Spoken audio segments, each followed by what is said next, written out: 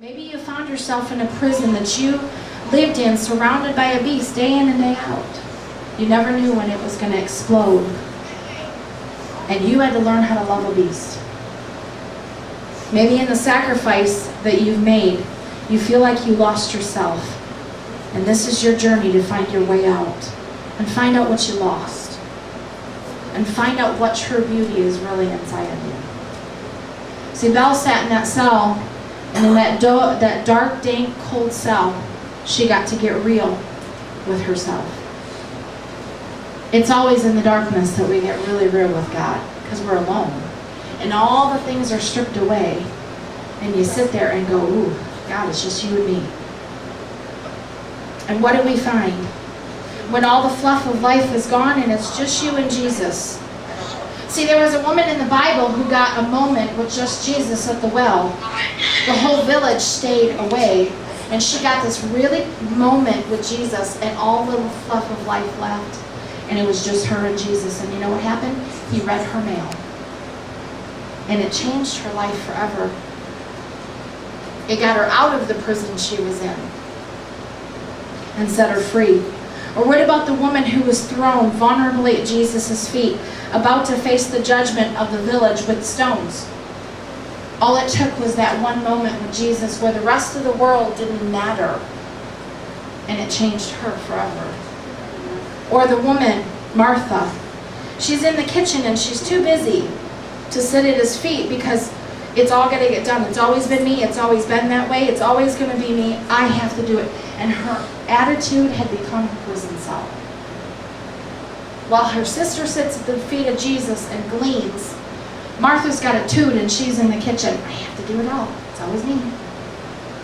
And she had created a prison cell for herself. Could she get out? Could she get free?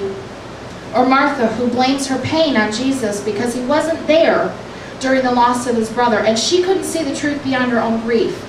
So it's easier to lash out at God and blame him when you're angry and you're in pain, because it's easier.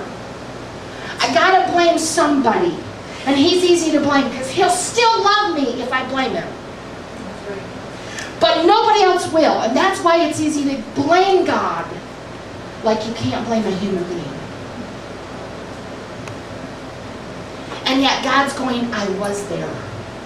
I love the conversation. Go read it. Where Jesus looks at her and goes, don't you know who I am? I am the resurrection and the life.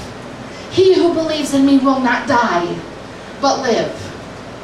Martha was so busy being mad and angry because it was easy to take her pain out on Christ, because she knew she could and he would forgive her. She couldn't do that to the disciples because they'd tell her off. She couldn't do that to Peter because he'd probably pull a sword, do something stupid. So she's having this moment at Christ, but he looks at her and says, don't you know who I am? When we get mad at God and we shake our fist at him, don't you know who I am? I'm the God of the universe. I was there when you were abused. I was there and I was crying with you. But God gave people free will. But you were supposed to save me. I did. I sent my son on a cross to save you.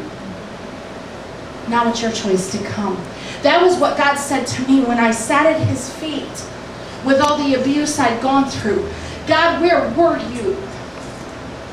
Where were you when I was in the hallway? Where were you?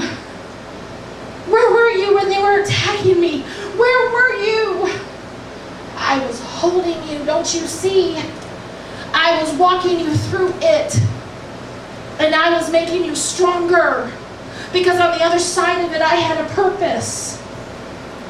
Can you see past your pain? Jesus said, I am the resurrection and the life. Can't you see it, Martha? I see past your grief. So did Belle lay in that cell and blame God and get mad for all the things she'd been through? My mother's already died. Now I'm sacrificed and I've lost my father. And this is all I wanted, was to have an extraordinary life. And what do I have? She could have done all of those things. None of us know. And some of us go through things in our life and they're horrible. And we blame God. And in our grief, we shake our fist at him. We have no idea why.